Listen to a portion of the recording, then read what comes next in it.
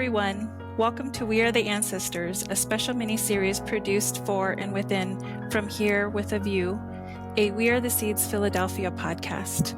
My name is Nicolle Arthun, your host for these 4 episodes, and our guest today is Janelle Palacios. Janelle Palacios is Salish and Kootenai from the Flathead Reservation located in Montana. She is a nurse, midwife, researcher, policy shifter, public speaker, and founder of a consulting firm called Encoding for Story. She uses her expert experience as an Indigenous midwife, researcher, and storyteller to help local and national organizations link the importance of history and story to address the improved maternal, infant, child, and family health outcomes that are grounded in family and community partnerships. Hi, Janelle. Thank you for being here.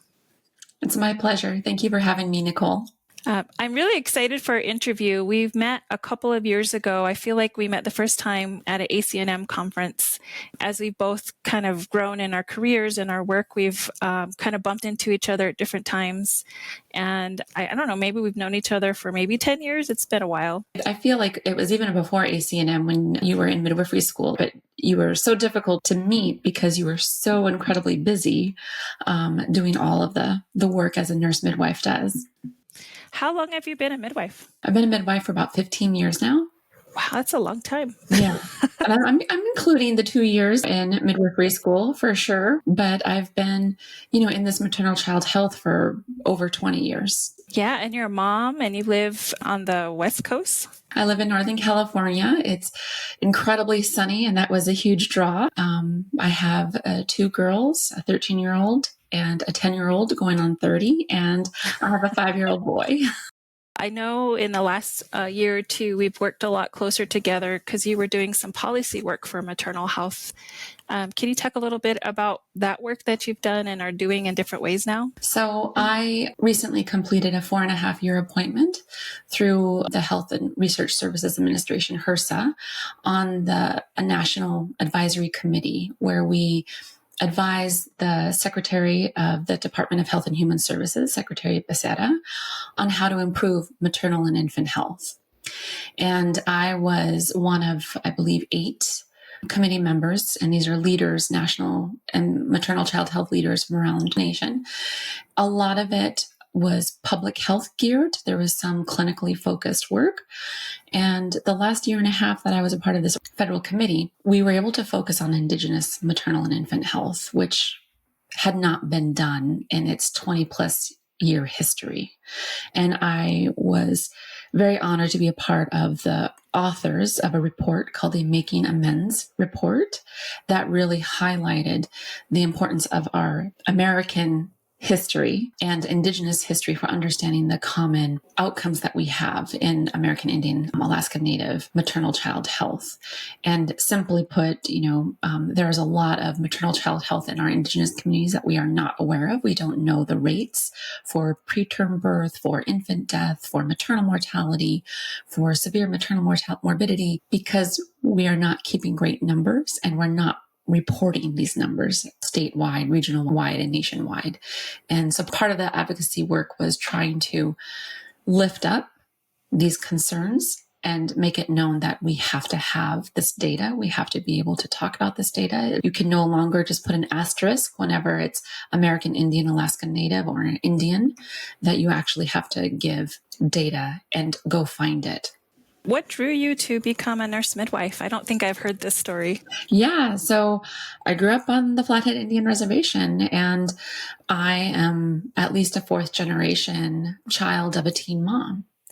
And growing up, many of my friends became pregnant when they were young. And I was with one friend who did not experience the best prenatal care. At that time, our tribe had not compacted. They were not a 638 tribe. They were receiving Indian Health Service clinicians. And my friend went to her prenatal appointment, and I went with her. And we both knew that the provider that she was going to see was someone who was known in the community, especially among children who had to see this provider alone, that this person was sexually abusive. And there was no one that went with her. Wow. And so when she came out of that appointment, we didn't have to speak to one another, but we knew that she was not cared for well. And this is who she had to see when she needed to go to prenatal care. Did she go to many prenatal appointments? No. And she was labeled as another Indian, stereotype, racist slur, an Indian squaw who was getting pregnant, who was going to suck off of the government funding. And that was not the case. Like, the circumstances that led to her becoming pregnant were not ideal. And it wasn't a choice that she made. It was something that happened. Years later, I came back as a graduate nursing student getting my PhD, and I interviewed women in a Native community, asking them what it was like to be teen moms. And 19 out of 20 shared with me that becoming pregnant was not their decision. It wasn't a choice they actively made. It came as a result of rape. And yet the stereotype in the community and in the health providers and educators is that these young Native women are tramps, sluts, that they deserve this. And that is not the case. So that experience as a young kid and knowing what it was like as the child of a teen mom, those lived experiences fueled me to want to become a nurse midwife and offer a different experience to women. What was your experience with your education? Because I know when I started my pathway to become a midwife, it was very fueled by similar experiences in my Native community, and I was very motivated by what I saw in the community and how I wanted to use my skill sets to advocate and support my community. Did you ever consider other pathways to midwifery? I didn't really know what the term was because there were no midwives in my community growing up. We just had physicians. And it wasn't until I was in high school and my mother, she could not afford to live on our reservation as a single mom with 3 kids. And we had to leave the reservation. And my stepfather at the time was active in the military. And so I ended up finishing high school somewhere else in Washington State. And because to graduate from the school, you had to find something career-wise that interested you. That's when I learned that there were midwives. There was a nurse midwife in the community, and then there was a lay midwife or a certified midwife. And I got to shadow both of them. So it was my first introduction in the 2 different kinds of midwifery that were available in that community. And although I really loved how the certified midwife, just the whole vibe of her birthing center, her birthing house that she had, it was this gorgeous home on an island in the San Juans in Western Washington, surrounded by an acre of wooded forest with, large floor to ceiling windows, large bed, birthing tub. Like, it was amazing. Versus the nurse midwife I worked with, who was in a small little cubicle and then had a clinical room in a outpatient clinic setting. It was very sterile. It was not super welcoming.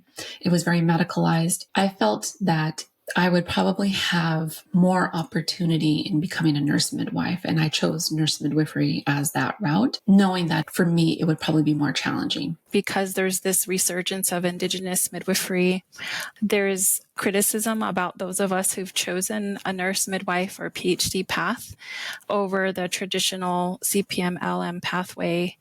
And it's really interesting. Do you ever feel that kind of judgment with the career path you chose and how you chose to train as a midwife? In midwifery school, I remember feeling that to be brown or Indigenous or Black, that there was this feeling that if you weren't considering home birth in a community setting like that, then maybe you weren't a real midwife.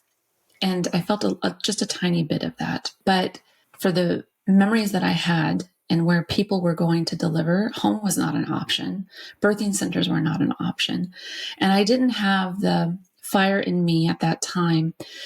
I didn't even have the thought that I could actually create a center myself. Like, that didn't even occur to me. So meeting you later on, and you had that fire and you had that vision, like, that was really stunning to me, because I was still, unfortunately, in this thought where the people who would I want to take care of, the people who I felt needed me the most are those that are going to be in a hospital setting because they don't have resources to do it otherwise.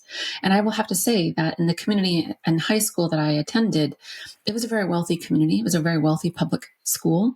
And the midwife who had this beautiful birthing center, it was pay out of pocket and some bargaining, So I didn't dwell on it too long. But I would have to say that definitely now I feel that there is this rise and awareness of differences of where midwives are and what type of midwife you are. And so I feel it a little bit more now. And in that, when people find out that I'm a nurse midwife and that I work in a hospital, I'm sure that there are questions about like, how do I really serve people in that capacity? And do I do it well enough as someone who doesn't have that experience or is trying to fight the system? And I see myself as I'm fighting the system internally and trying to maternalize that space rather than have it continue to be a patriarchal space. Yeah, that's a really tough position to put yourself in, right? Because you're away from your home community. You're in a space where it's probably primary non-Indigenous people. You're already working in a profession that has to constantly fight to prove that it's knowledge and skilled like everybody else. But then in the community can be viewed as maybe overeducated and overskilled and too medicalized. Do you feel like you've ever been like discriminated against in the universities or in the spaces you're choosing to be in and to work in? No, definitely. I will say that I don't know if I would be where I am had there not been specific programs and money set aside for Native youth. Because I did attend the Indians into Medicine in Med when I was in 7th and 8th grade during the summertime. And I went to the University of North Dakota for 6 weeks with other Native kids, like 100 Native kids around the nation. And we were introduced to different health professions. And it opened my eyes in terms of like, I could see myself as a nurse. I could see myself as a physician possibly, or a dentist, and it was through Indian Health Service, but I could see different opportunities. And the fact that I was with other Native students that were exposed to these same experiences, we were able to question, are we enough to do that? And we definitely were enough, right? So I have to give props to the funding of that. And then in college at the University of Washington, there was certain money set aside for the Ronald E. McNair Fellowship. And it was federal money put aside in honor of Ronald E. McNair, who was, I believe, the first Black astronaut, and he died on the space shuttle. And it was to try to fuel Black and Brown students to go into a PhD program. So if I hadn't had those two different experiences, I'm not sure I would be where I am. But given that I had those experiences, I was able to definitely see that my lived experience and who I am, and when I brought it into these spaces, especially in a graduate level, people could not connect to me because I had questions about even survey tools, that were very general and very Western viewed. So like the Edinburgh postpartum depression screening tool, how is that going to actually get at depression in Native women? Because some of the questions may not really describe what depression looks like in a Native woman's life or family's life, right? So what I noticed is that because I had so many questions and I was constantly like raising my hand, I saw that people were rolling their eyes, that the instructors were kind of like, oh, taking a deep breath in. So I stopped raising my hand. I stopped participating. And unfortunately, at that time, I didn't have the confidence to call out a Western viewpoint. And it was only as I was leaving that, oh my gosh, multicultural viewpoints and Indigenous perspectives were being promoted. And I felt like I had been silenced, and I allowed that silencing to happen to me. And then since leaving, I have not been silent. And I carry that with me in the hospital as well. I do choose to work in a hospital in Northern California, in Oakland, that does not serve many Native people, but I am there to make sure that my lived experience of who I am and how I got here and how I show up as a nurse midwife, that it benefits all the people who walk through that door, knowing that Black and brown women are treated differently because we have the research that shows that. We know that Black and brown women die and their infants die at a higher rate. So I'm there in my clinical specialty on a hospital to make those changes. And I do that with working with the residents that I teach, but also the nurses that I'm working with in the care that I give. But in the graduate school setting, definitely, there was a particular midwifery faculty person that hazed me and threatened to have me be expelled if I could not demonstrate my expertise in clinical skills. And this person enjoyed singling people out in every cohort and winnowing the cohort down. And so she had set her sights on me. And it was only through my determination that I did not let her decision to pick on me get in my head, and I was able to finish. Wow. You touch on some really good points. One of the questions I get from people, especially when I go out and speak about this work, right? They expect us to look a certain way, right? To be very timid and not to ask questions. And then we do ask questions and we ask hard questions. And I have to be thankful for my hospital experience because it's required me to express a different part of myself, the dominant side of like, no, I am the provider and I will determine, the next steps with the family. I think sometimes when I would meet with elders in the hospital, maybe I'm there with their daughters, they would be so thankful to have one of us there taking care of their child or their children. And I was met with that kind of love and care in those spaces. But it was a bit challenging sometimes to work with the nurses because even though we're nurses, that's a different set of cultural dynamics too, right, that we're having to navigate. And so I think it's important to talk about Indigenous midwifery not as like a historical thing or in the past and that we look a certain way and we sound a certain way and we don't look like people think we're going to look. We don't sound like the way people think we're going to sound. And unfortunately, right now, there's this whole pretendian movement happening. And I don't know if you notice, like, I'm a lot darker skinned, so people don't mistake where I come from, right? Sometimes I get mistaken for Spanish and people will start talking to me in Spanish. You, on the other hand, from Montana, and you're a lot paler skinned because I know there are Indigenous midwives who can get called out for having some level of privilege because their skin is lighter or blood quantum, right? That's right. Another. Yeah. Like that identity issue is a big one for Native people. And we have historical federal policies that made sure that we would question who we were. And so I will just share with you that I remember when I lived in Seattle when I was in nursing school and I was with some other fellow students. We happened to be at a Seahawks game. And now I did not pay for this. I didn't have the money to do this. So this was a friend who had invited me and there were other friends that were there. And this conversation came about where someone who I did not know just flat out asked me, "Oh, I heard you were Indian. So how much Indian are you?" And this person, being ignorant, does not understand the implications of that question. They don't understand how complicated that question is and what it means. So I looked her in the eye and I said, "I'm 100%. And it threw her off and she was upset with me visibly. And I didn't school her on why I said 100%, but I just looked at her and challenged her and she didn't have anything to say, but she was visibly like upset and didn't believe me. And that was the rebel Janelle coming out, the issue of identity, again, is so complicated. I have a sister. We have different fathers. I have a sister who is lighter than me, and she has more supposedly Indian blood quantum, being Salish and Kootenai, than me and my mom. Wow. And so I know who I am, right? I know the lived experience that I've had. I have lived and grown up as a Salish and Kootenai child on a reservation that has predominantly non-Native people that are in power, that run the school board, that run the businesses.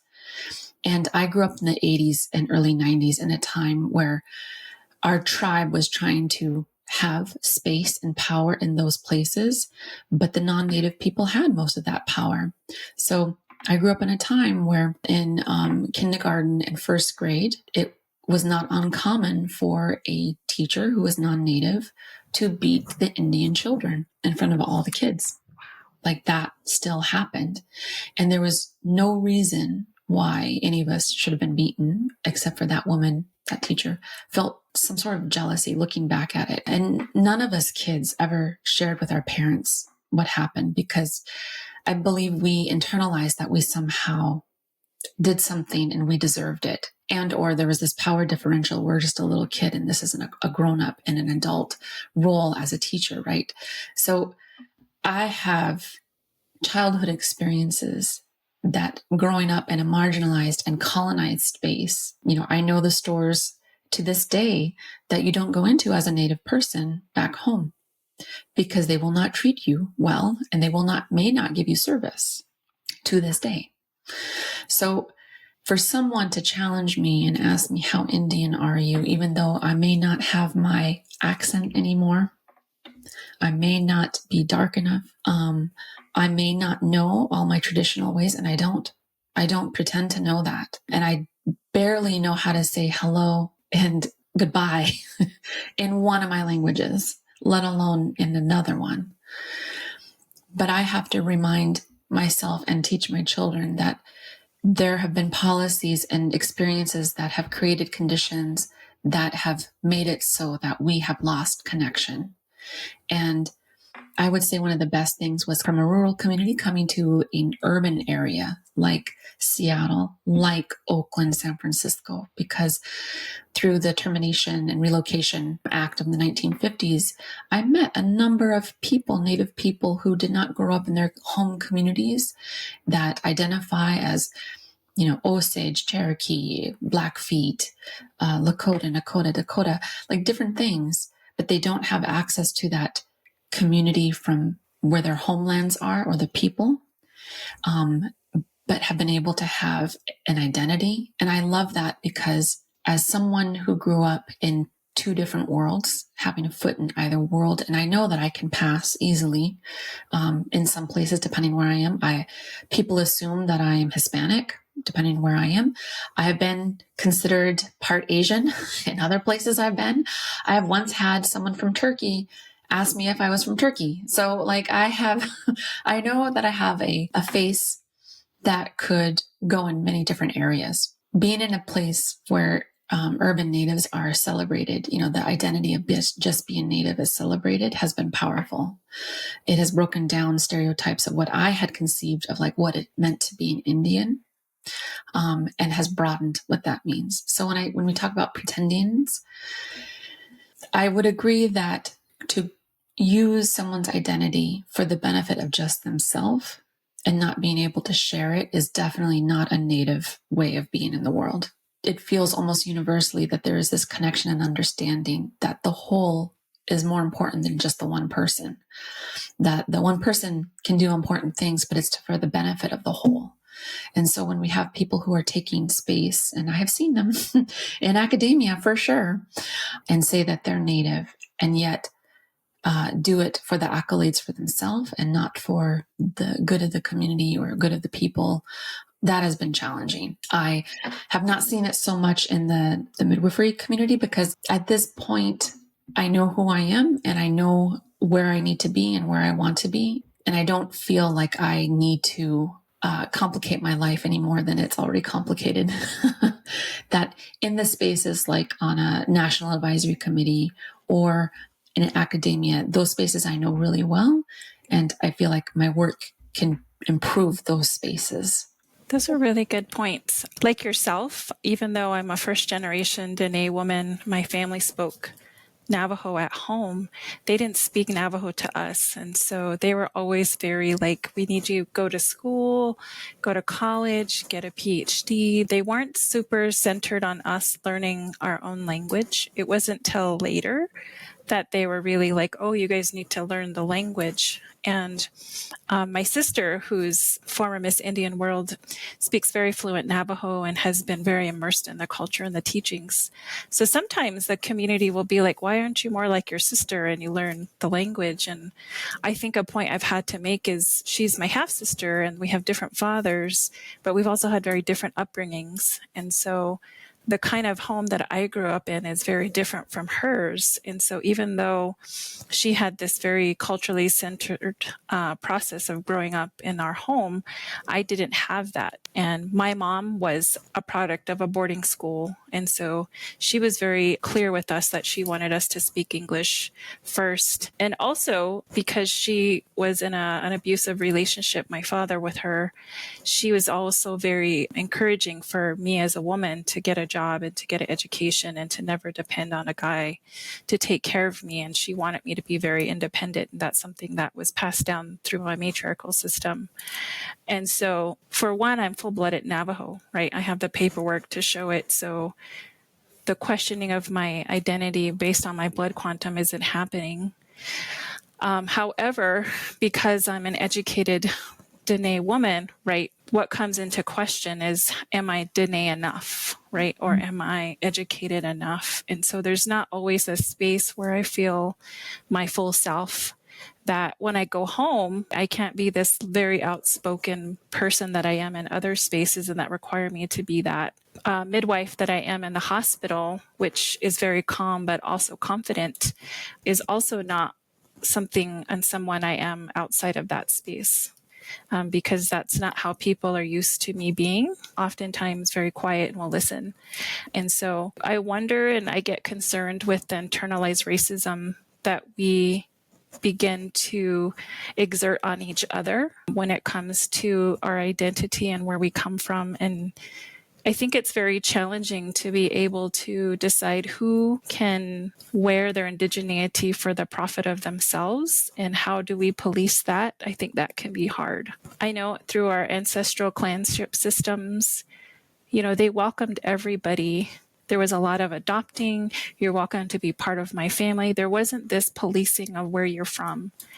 And I don't know at some point where that teaching got lost, that we are welcoming and we're open. And I understand historically what's happened to us because of colonization, and we've had to be a lot more discerning about who we allow into our spaces. But I'm seeing us harm each other now. And because there is so much lateral violence in our matriarchal spaces, that the pretending movement is also being used as a way to exclude and to hurt other matriarchal women in the community who are being bullied, and it becomes another platform to exclude. And so I don't always know the best way to go about it, but I've seen how harmful it can be, especially with our work as Indigenous midwives, right? Whereas often in the political spaces, people want to work with us and they want to know, how do we work together? But ideas about who can speak for us based on whether we're educated or not educated or choosing a pathway of midwifery, like those sort of things have divided us and continue to divide us. On one side of the fence, I hear from the community and the grassroots is like, they want to burn down the systems, right? Burn it down. We don't want that policing us. And then on the other side, there's people like you and I who are choosing to be very innovative in how we approach specific issues, not in the mindset of like burn it down completely, but more or less like how do we build bridges and work together for the greater good of everyone. Mm-hmm. I'm reminded of like two things. One is that what you're sharing with me reminds me of Agnes Kenmill, Oshani Kenmill. She's Salish. She was 14 when she married her first husband, who was a Kootenai man who was deaf, and he only knew Indian Sign. So she then learned Indian Sign and Kootenai. And, she had a really long life. So she had married a few times, and she has lots of children and grandchildren. She's one of the elders in the 80s and 90s, this beautiful, tiny little old woman who was teaching anyone who wanted to learn how to tan hides, how to bead, how to speak Salish. And I remember there was in our local newspaper, the Charcusta News, and I read this article. The reporter was asking Agnes, why are you teaching these non-native people our ways? And Agnes responded something to the effect of like, well, no one here wants to learn this, and this information needs to be passed on. So I'm going to teach it to anyone who wants to learn it. And that was hard for me to read that, because internally I was having my own identity crisis of who I was. And it felt almost like a human condition that we have to alienate another group. So on the reservation, we have the Salish and Kootenai and non-Indian people. So at the very bottom, it tended to be the Kootenai people, and the Salish people saw themselves as a little bit superior. Okay, this is just my impression when I was young, okay? So to be called Kootenai was a slur, and my family were both. So I remember, like, even in my 20s, talking to my mom and telling her, well, we're Kootenai. And my mom flipped me off because she had internalized so much racism for herself about her own identity. So at the bottom were Kootenai, and then it was Salish, and then there was supposedly this, like, the white people, the non-native people were above. But then we had a few Black people too. They were very, very few. And where were they? And there were some Asian people too. Where were they? Right? And Mexicans. So because we had migrant people that came through and picked cherries. So I grew up understanding a hierarchy at a young age.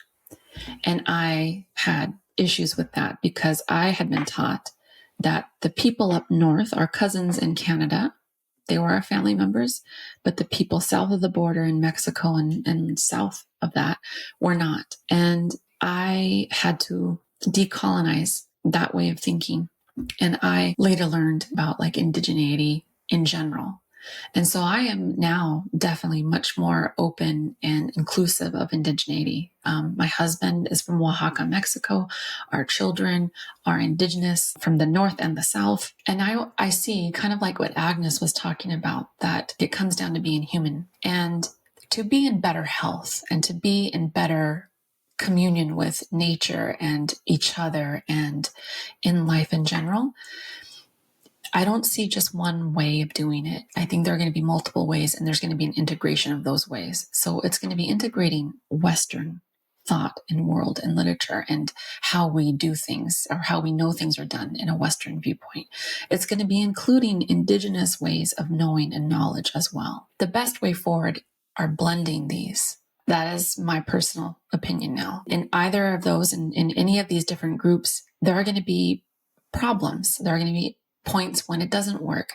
So if you have different ways of understanding something and you can draw upon those different ways, why not? If it's going to help promote better health, better spirituality, better life experience, right, for community. Because for so long, we've kind of operated on this rule that there can only be one. There can only be one Indigenous voice and one Black voice in the space. And we're in a time where that's being knocked down. We just have to realize that we're doing this work together, and we have to be in human connection with one another to do this work. Pointing fingers and ostracizing one another and being hurtful, that's not going to help us get to where we need to be. And a lot of times that comes from people's own individual internal battles. And if they're not aware of that, if they're not aware of those internal battles, that's where they're going to be stuck. And so the problem is not them, it's going to be other people. And I'm in this place, thankfully, and I'm trying to teach my children that we have to be aware of who we are, of our own issues, in order to then to be in a better space. So I see that in tribal communities too. Like I see infighting, crabs in a crab pot pulling each other down type of a thing. It's to the benefit of us losing who we are, of losing our space in this world by doing that to one another. What I love about you, Janelle, and when I met you the first time, is just how grounded you feel to me. I know it sounds like it's taken you time to get to this place with yourself. And what I find with young students interested in Indigenous midwifery, it's very glamorized. It's beautiful to attend births. It is. I remember all the beautiful births that I've attended. But often what's not talked about is our own healing journey as we become this Indigenous midwife and the many challenges that we face in the spaces that we are attending, supporting, birthing families, sometimes from the institutions that they're forced to birth in, sometimes from the community, sometimes with other healthcare workers who don't understand individual choice around how they're choosing to birth and where they're choosing to birth. And that ability to hold that space is something, unfortunately, I see lacking in a lot of new students. Can you speak to the grit required to work this path? It's not just this beautiful ceremonial process every time. There's a lot of scary moments, right? There's a lot of moments where you question yourself and your abilities, or you call to your ancestors to help and work through you in some form to make the right decisions in these very critical moments that we don't always talk about. But yeah, can you talk about that a little bit? Yeah, no, definitely. Where I went to school, the cohort ahead of me, the nurse midwives had a very distinct look about them in the school themselves versus all the other advanced practice nurses. The nurse midwives were the ones wearing flowing, ethereal kind of like dresses and skirts and drank out of glass water bottles or canning jars, before we had this awareness about plastic. I think in general, there can be a view of what a midwife looks like, right?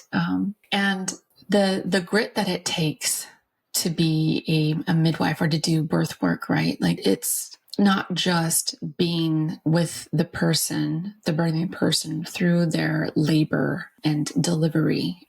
There's advocating that goes on. And that's part of where I see people step up and trying to protect the birthing experience. But what people forget is that whether it's in a home or in a hospital, in a birth center, there are things that can just happen that derail that normal, typical experience that's expected.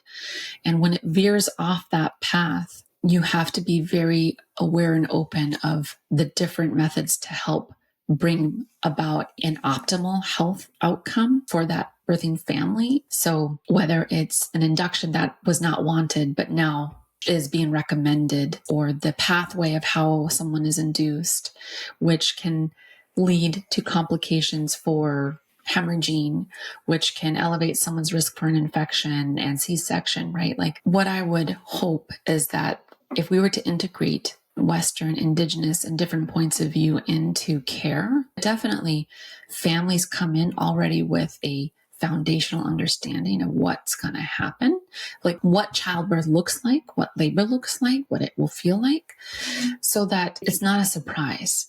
And we don't have that in our country as a nation. American culture is not close to birth, not like it is in the UK, where children grow up seeing their mothers birth at home. We don't have that experience and knowledge here. And so there is this expectation for what it should be like and what can actually happen. So with the Indigenous midwives who want to do good in the world and want to hold up Indigenous values and Indigenous ways of being, I applaud that. But also it comes with understanding that there are good tools in this Western world that will also help you get along to a good experience and a great outcome as well. And unfortunately, sometimes it takes a bad experience for someone to come to that understanding if they don't just automatically blame the medical system, but if they can actually be like, wow, maybe I shouldn't have encouraged, this family to do this. Maybe they should have started the antibiotics earlier, but it takes some self-reflection and awareness to be able to do that work in order then to improve your skills and how you show up. Yeah, as somebody who's worked in the hospital for a period of time attending births and then who's switched over to home birth and working with LMs and CPMs that are not Indigenous, it's really interesting because in the hospital, the women who had no complications history-wise and were healthy, they did have pretty normal healthy outcomes. So I went into a home birth practice thinking, oh, these women are very healthy. It's going to be pretty straightforward. And that wasn't the case. there's still quite a fair amount of births that we had to transfer to the hospital because of preeclampsia and hypertension and postpartum hemorrhage. And I would say those are the top 3 reasons we would send someone from a home situation to a hospital. I know working with LM and CPM midwives who are not Indigenous, they were very surprised that that was what they were having to work through. And so they've had to get really good with a postpartum hemorrhage protocol to manage these emergencies that were coming up a lot. And even though these women had, again, healthy histories, no diabetes, no hypertension in a first pregnancy or in a second pregnancy, they still had these complications show up unexpectedly. So that was very surprising for me. As somebody who's tried to also integrate traditional medicine with Western medicine and the practice that was created through Changing Woman, that is also very challenging because the perspective of how people receive care from a midwife or a physician or any type of clinical setting, they're used to coming for their appointment at a certain time. And if they don't show up, you call them. So there's a lot of follow-up and expectation on the clinic to make sure they get to their appointment. But in the traditional sense, if you were seeing a medicine person, they're not calling you to get to an appointment. They're like, you made an appointment with me, I expect you to show up. And if you don't show up, that's on you. And so there's just this kind of translation that still has to happen about the expectation of their involvement in their care that they're still having to learn, because yes, it's our responsibility to make sure they get the best care possible, but they're equally responsible for being able to ask for what they need, to show up to appointments, to be able to communicate what their needs are. And I think that can be challenging when you're dealing with folks who've experienced a lot of trauma historically and are being re-traumatized in today's system, to have to educate and teach them and to create safe environment for them to be able to express what they need and to know that their needs will get met if they ask for the things that they need, and that they're not challenging us by saying no to things or yes to things. I remember going through some archives of photos early on in my career because I was interested in how birth looked in our community. And I have this picture of a Navajo family looking at a baby behind a glass. You know, their hands are up and they're looking at this baby, and the nurse is over there holding the baby up for them to see. And I was like, wow, if that's not a real depiction of the separation of family presence at a birth, that's really what it looked like, right? And this is part of why our families and our communities don't know what birth looks like anymore, and they're not valued for what they knew in the time to support people in childbirth. And so there's a real process of trying to re-educate and build trust in the community that birth is safe, and when it isn't, that we are skilled and we know when to transfer and where to transfer, and that we have that knowledge. And I think sometimes the debate between what credential we're wearing can really divide us too, because the way I see those credentials is they're just examples of our skill sets. And of course, I would want all the skills possible to take care of a mom and baby safely. I think that the balance and the challenge is knowing when to use them and when not to use them. And that takes discernment. And I think that's debatable because we have higher rates of C-section and higher rates of inductions. And so obviously there's an overuse of these skills to get babies out under the guise of safety. And so I think it's really challenging how even the word safety can mean different things depending on who's using it and how it's getting used. And I'm sure you see that in your setting too, of like the knowledge you have as a midwife and to support families. Hello listeners, Zachariah here. I just wanted to share one of my favorite sites for buying Indigenous art and learning about Indigenous artists. An Indigenous woman-owned and operated business, ProjectAntelope.com is an innovative online marketplace that features fine arts, fashion, books, music, and home goods.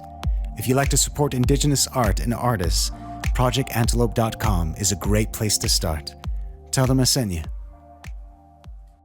So I want to get into your work that you founded.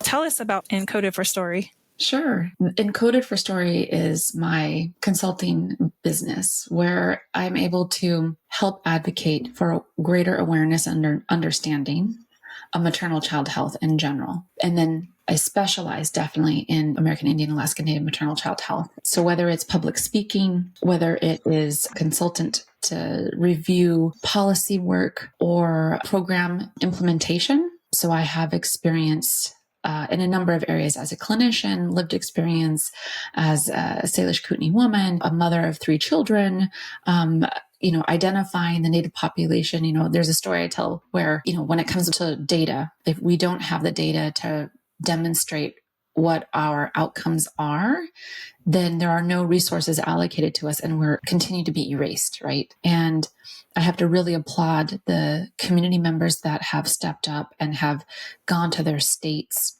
and have demanded that a review of American Indian, Alaska Native maternal deaths have been done in their own state. And so like South Dakota, that happened. And Native women were found to be dying 7 times the rate of white women on the national average at the time.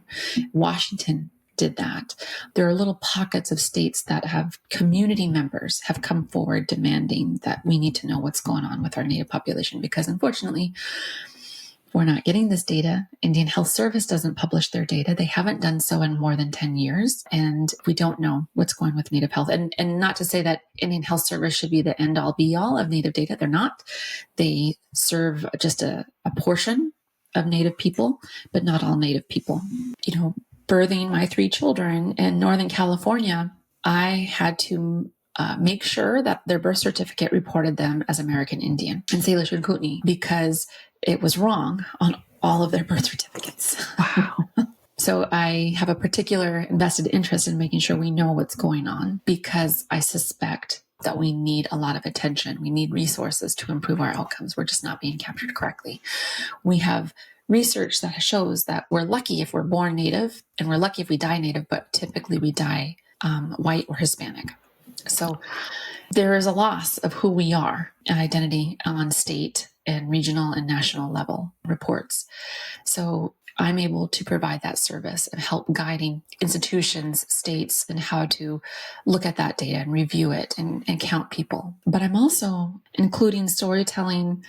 This gift that I have been given from my grandmother about the importance of storytelling is now coming full circle from what I remember in my childhood into today. And I truly believe that stories are an intervention.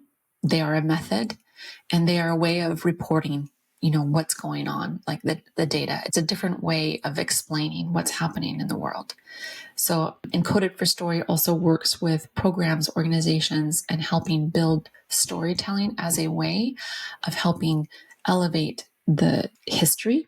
So I focus largely on Indigenous history and lifting up Indigenous history, community health, and maternal child health. So one of the products of that is a digital story that I developed with my great aunt to demonstrate that in over 45 years, health care and access hasn't changed in rural Montana. I have worked with the Healthy Start TA Center in helping one of their Native-focused Healthy Start centers do that work as well for their community. So it's just bringing story work forward and helping that be an avenue for intervention, for growth, for change, for communicating. If we can change minds, hearts, then we can change actions. And storytelling is one of those methods that can change hearts and minds and actions. Thank you. Yeah, that's such a great example of bringing all your skills and knowledge and experience to creating an innovative way to be a bridge and to communicate. I don't know if you're familiar with any of the work coming out of Australia. So they have this really amazing birthing on country that's happening there. They've partnered with the Indigenous community to integrate their traditional practices with research. And so they're trying to bring maternal health services to these rural parts of Australia, but centered in Indigenous thinking and ceremony and how they take care of themselves. I think we have a lot to learn from our Indigenous relatives in other countries like Guatemala and Australia, New Zealand, and in Canada, who are in a very different place than we are. Even when I was in graduate school, the work coming out of Australia was great. I believe that there was even some research I remember seeing about storytelling or photo voice, that was used like art and this connection to Indigenous-led movements and acknowledgement that Indigenous knowledge is a valuable knowledge source, right?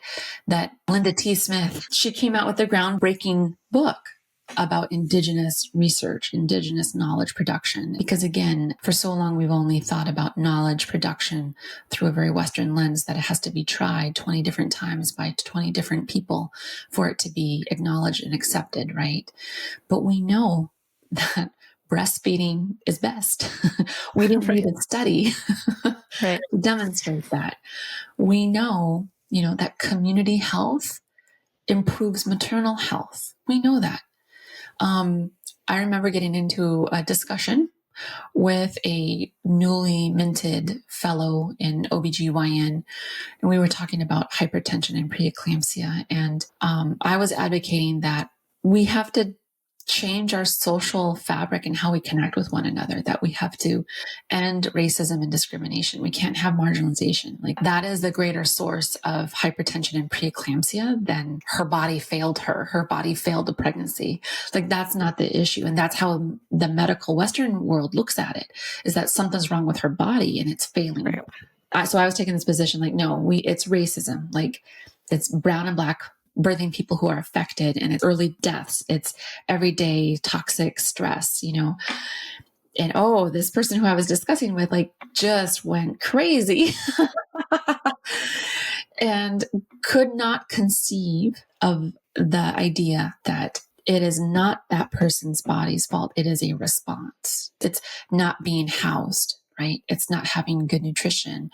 It's worrying and being stressed daily. Yeah, no, it's all the more reason that you and I and others are in all of these spaces to be able to share stories, right, about why our outcomes look the way they look. And the data alone isn't enough to paint a picture of what our communities experience on a day-to-day, even about our ability to advocate for ourselves. And it does put a lot of blame on us as mothers that we are choosing not to access care early or enough. And that's not true. There's lots of other factors. The credentials that we have and life experiences, that's just a taste of what we can bring to this space of the skill set. And, I can imagine that you have examples where your lived experience, your credentials, what you have learned and how you were taught to think has allowed you to articulate in such a way to connect with the people who you're talking to so that they could understand or have greater awareness of something, like on a national stage, whether it's providers or policymakers or people who don't even do birth, but who are business people, who are insurers or something. Have you experienced?